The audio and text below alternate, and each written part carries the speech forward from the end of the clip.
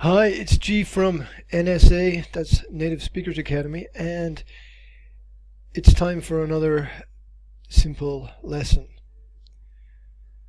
which is designed to help teachers and students think about how they can improve the quality of their life.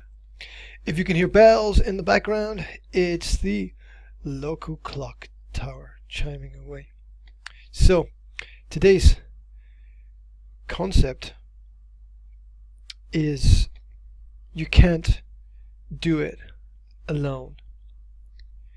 You can't get through everything you need to get through by yourself. You need a network of contacts or a team around about you.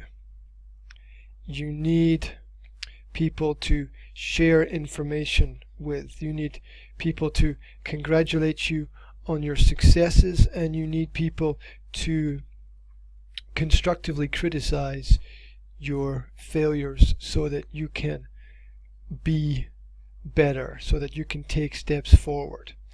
And when you're working in a teaching and learning environment, which essentially is a classroom, and teaching and learning is lifelong. So think of the world as your classroom, not just the walls around about you. Think of everything you do as an opportunity to learn, everything you do as an opportunity to progress, to take steps forward.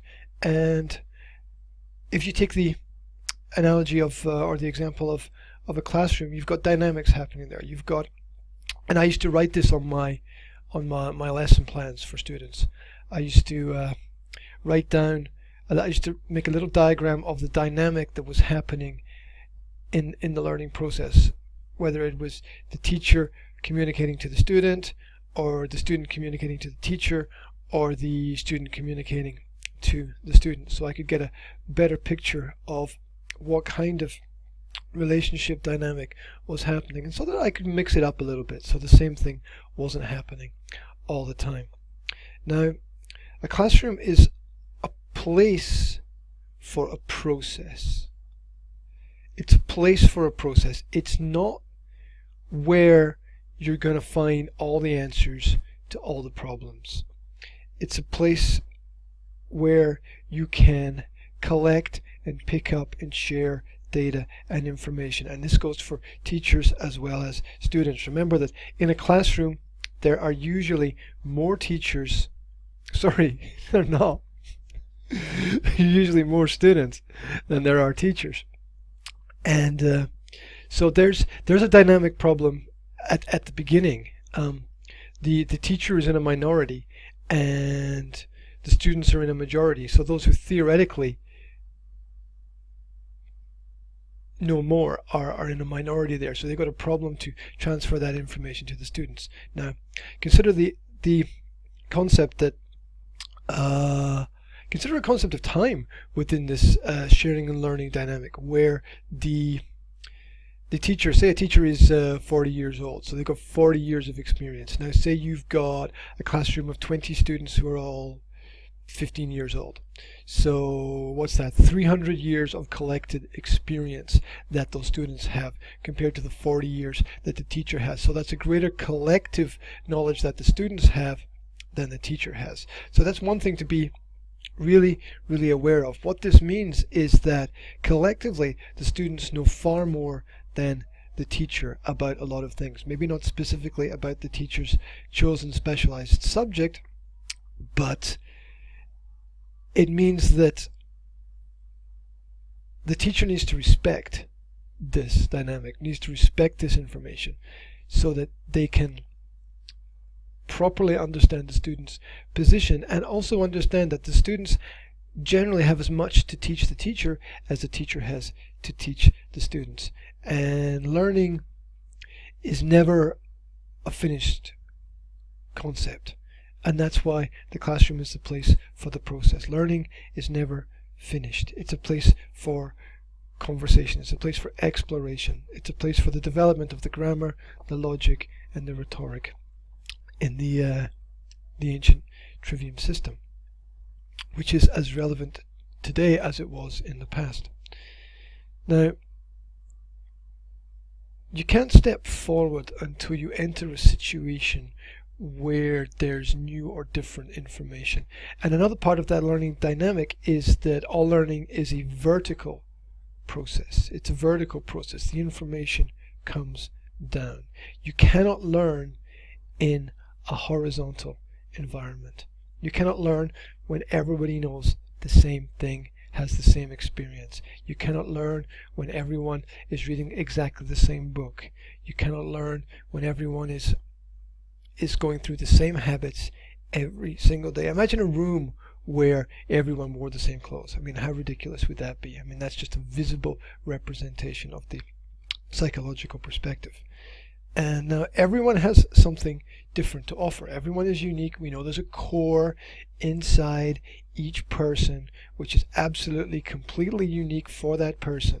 There's no other you in the world. And so that's a pretty important understanding, because that means that we can all achieve something. And we've all got unique skills.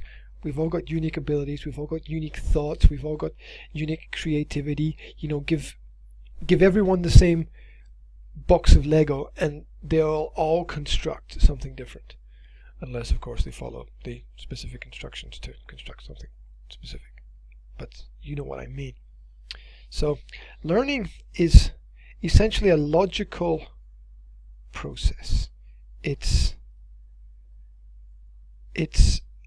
something that doesn't happen if there's no logic in the process. So you've got to examine the processes that are happening as well.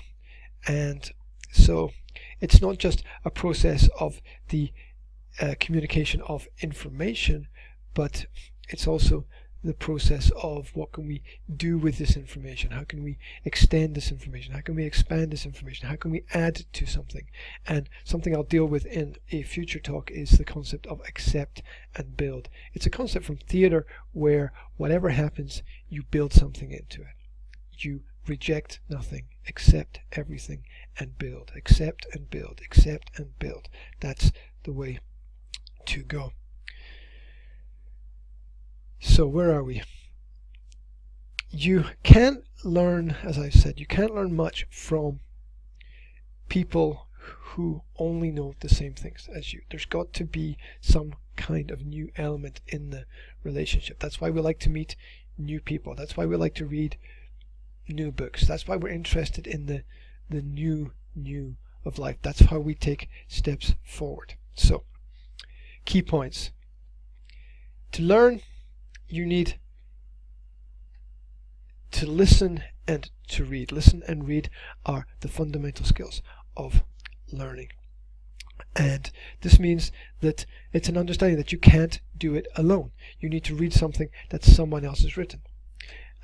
You need to listen to something that somebody else has said. You need to maybe watch a video, listen to an audio, some kind of podcast, or just explore the ideas of where can you read something that's going to take you a step forward, where can you listen to something which is going to be new for you. And you need these input skills. That's what these are, input skills. Speaking is an output skill. You don't learn much when you talk. There's a growth and development of understanding of your own abilities to communicate, and so that's an important skill. But you don't learn much when you talk. So you need to work on input skills, which we get through exploring the work of other people. Again, you can't do it alone. So you've got to understand these things, and you've got to find quality information. You've got to look for quality in everything you do, because to a certain extent, the more people talk, the less they say. To a certain extent, the more people talk, the less they say. So you've got to look for quality information. You've got to look for key information. You've got to look for the things that work for you. Information is the key.